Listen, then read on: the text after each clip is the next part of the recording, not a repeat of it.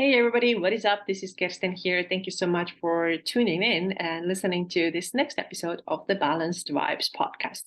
Today we're going to talk about maintenance. And why we're going to talk about, actually somebody asked me on Instagram, she asked me, what do your macros look like right now and how do you do your maintenance? What do you do when you're at maintenance? So this is what inspired this topic. And, because she asked, I'm going to use myself as an example where we're talking about maintenance. Before that, though, if you're not a member of my Fit and Fuel Facebook group yet, then please join me there. This is a great place to be if you want to change your body composition in a healthy way. Maybe you want to lose body fat. Maybe you want to put on muscle. Maybe you want to actually, what if you want to just stay in maintenance in a healthy way and you don't want to do any diets? So if this is you, then join the group. I am happy to see you there. There's about 400 women right now, and this is a great and very friendly community. So join. I do a lot of live videos there. And these live videos are not going to be published anywhere else. And I also share some other helpful materials throughout the week. So this is a place to be if you want to do the fat loss or muscle building or maintaining in a healthy way.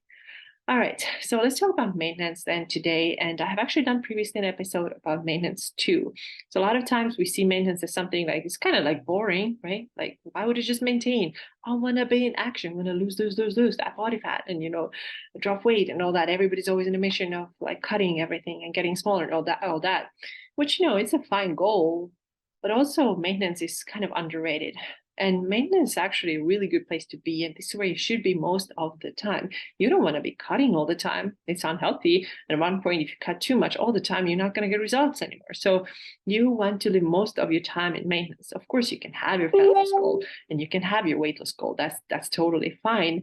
But you can't be there all the time. You can't live there all the time. So this is where you want to be in the maintenance most of the time. And it's fun because you're going to have so much more flexibility with your food. You have a lot more freedom. You don't have to think about every bite so particularly, so specific about everything. And it's a lot more relaxed phase. Now, me personally, when I am in maintenance, where I am right now, I am actually not tracking. So the person who asked me today, what are your macros like, then I can have an idea where my protein is like and what my other macros are like. I have an idea, but I don't know for sure and accurately because currently I don't track it. I don't put my food on the scale. And the reason is that I have done this already for a long time.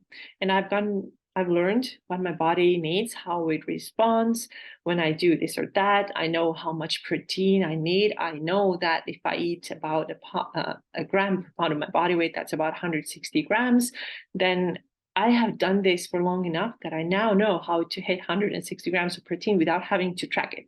And of course, there are probably days when I'm eating 140, and maybe there's a day when I'm eating 170 because I don't track. I don't know for sure, but I know the ballpark because I have done this for such a long time. So we talked about in a previous episode, I believe, or maybe it was 2 episodes. No, I think it was a previous one where you have to earn the right to go into deficit. You also learn and you earn the right to be in maintenance too, and you learn how to be there pretty effortlessly. Because if you actually put in the work and you learn something while you were using food scale and tracking everything, then now you know how to maintain. You're not going to go too far in either way. You're not going to be like, okay, when I don't track anymore, then I'm not going to eat anything anymore because maybe I ate too much on accident. You're also not going to go the opposite way where it's like, oh, guys, burgers and fries every day, right? It's not like that. You were just doing what you did before, and now you're just being more intuitive about it. And this is how I see this. Now, obviously, when I have, let's say, I don't know, a year from now, I decide that I want to lean out, I want to just see more muscle definition. You know what? I'm going to go into moderate calorie deficit. Then I'm going to take my scale out again. I'm going to track. I'm going to use my fitness pal, and I'm going to get to my goal. So this is like a toolbox, right? I'm going to take it out when I need it, but when I don't need it, then I just trust my intuition and just do things based on what I know, what I have learned. And this is why actually, when the process of like getting into your body composition and tracking macros, when it's longer, it's actually helpful because you have more time to learn. Compare that to like a 8-week crash diet or like 6-week crash diet. Well, crash diets are never that long. Let's say that maybe like max like 3 weeks. You do something really, really, really extreme. You didn't learn anything from it, right? Other than just severely restrict. there's no learning, there's no habit change, there's no lifestyle change during that time, nothing happening. But if you now take a sustainable approach to fat loss, which is I'm going to do slowly, gradually, paying attention, learning, writing things down, paying attention, this is where you learn. And this is where habits get more solid. And now when you are at your maintenance, you already know what to do.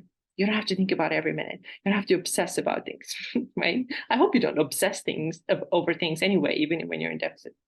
So what is the result of that? So basically, my weight is very stable. It's always around between 159 to 162, somewhere there, 3 pounds, give or take. It's hardly ever, it's never actually higher than that. It's never lower than that. I think a couple of times I've seen maybe 158, but that's not, usually it's in the middle. It's like 159, 160, 161, somewhere there, right? And to now obsess over like, oh my God, yesterday was 59 and tomorrow is 61. No, there's no obsession like that. Understand that small fluctuations are normal, not big fluctuations, right? But small, like a couple of pounds. This is totally fine. And this is where I am with my intuitive approach now. And I don't weigh myself too often at all.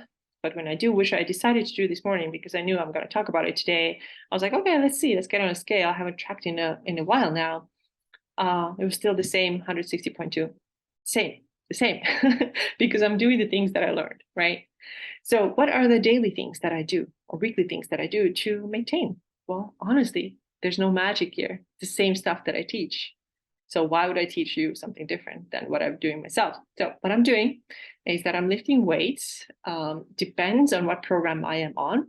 So my very typical is like 3 days a week. However, right now I am on a slightly different program, which is shorter workouts. They're up to 20 minutes and I'm at the gym more often. So I'm at the gym 4 days a week, sometimes 5, but they're literally 20 minutes period, 20 minutes period. And that's it. So I'm experimenting with this, going really well right now. And I love it. So 4 or 5 days a week and lifting heavy weights, still the same thing. Compound lifts are the major focus, always lifting them. Squat, bench press, deadlift, overhead press in a row. So this is always the foundation, plus then some other lifts as an add-on. So I lift weights currently 4 days a week or 5. If I do shorter workouts, if they're longer, let's say an hour long, then it's 3 workouts a week. Then I walk. I really do walk quite a bit, and I find ways to walk. So I always get about 12 to 15,000 steps, and I walk usually in the morning and a lot of times in the afternoon. What I do, I call my Spanish walks. When I put on my Spanish course that I purchased online, I'm using right now to learn Spanish. So I do my Spanish walk sometimes. Sometimes I am listening to a podcast or something.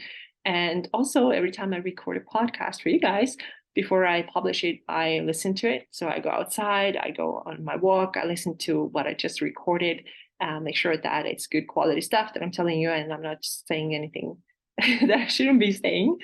And then I just walk while I'm doing this. Also, when I call my friends, I'm using Marco Polo or calling my mom with Skype. I'm often walking. So this is how I get my steps in. Then what else do? I watch my protein intake, keeping that high, eating high protein foods. That's always the center of everything. Again, the exact same thing that I teach you guys, nothing different. I drink plenty of water. I usually drink about 90 ounces or 100 ounces, something like that a day. So typically half of your body weight in ounces is what I go for. So I'm 160, so 80 ounces, maybe a little bit more if you're thirsty. And then I also rest. So something that I could be a little bit better at, but I'm actually pretty good at that now too. So just laying down on a couch, I'm taking those mindful breaks that I talked about a couple of episodes ago. When I'm feeling that, the heart rate is going up or something's making me anxious, then it's just like, all right, we're resting now, the stuff is going to get done. And if not everything's going to get done, so what? Let it be. Sometimes I just have to be like this with myself, like rest more, just rest more and chill. And I just go out to my balcony. Sometimes I have lunch there. I don't take distractions there with me. So I just sit there or lay there before it gets too hot in Arizona. I can have my lunch there. So this is what I enjoy doing. So this is my rest too. So this is how I maintain it. Now, of course, there are some areas where I could do better. For example, I definitely have sweet tooth, and I sometimes I have to be more aware of that. I have to think, okay, I already had like this and that and a third sweet thing. I'm probably not gonna. I shouldn't be having like another one today. So there are of course mindful moments where I have to like check in, and especially when it comes to sweets, because I do have sweet tooth. I like stuff like that. I love chocolate. I like brownies. I've been on a serious brownie kick. I've been eating like one square of brownies almost every day recently. And it's not a bad thing. It's just like when I'm noticing that, okay, I already had chocolate and I had brownie after dinner. And then I remember that, oh, I also had like a protein bar, or then I had something else. Then I'm like, oh, okay, I think I have to pull back here a little bit. And of course, another area where I could personally get better is sleep. So I've talked about that before too. So you know what? A lot of people say that maintaining is always so much harder than losing the weight was. And I would say it's not true. It's not true.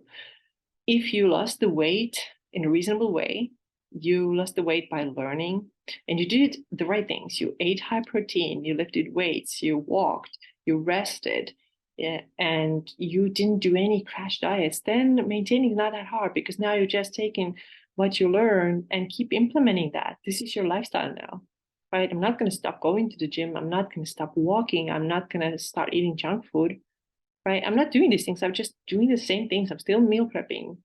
Now it's just that I'm not weighing everything, right? But the portions are approximately the same. So it's not true that maintaining has to be harder than losing was. If your weight loss, fat loss strategy was something crazy, like an extreme diet, then yeah, then of course maintenance is going to be so much harder because nobody can do it, right? How do you imagine you're going to maintain a diet that's 1,000 calories and no sugar and no carbs in it? Not realistic.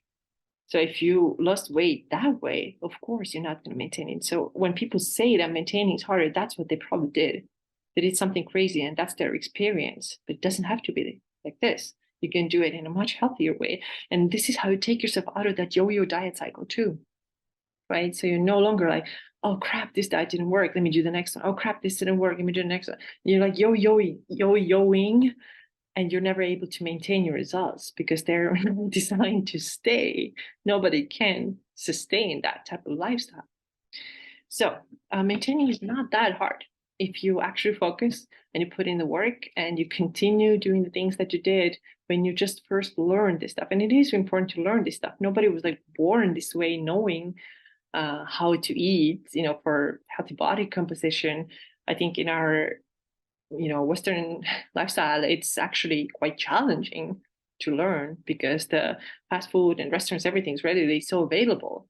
So if we only trusted our intuition and used that to eat, then we wouldn't have a very healthy feeling or healthy looking bodies. But we have to learn how to eat better and how to move our bodies. What are things that are required? Once you learn and do it long enough, then now it's a habit. And this is how you maintain. All right, this is it. I hope this was helpful for you. Was it? Let me know. I am curious to know. So thank you so much for being here, and I will talk to you again very soon. Bye bye.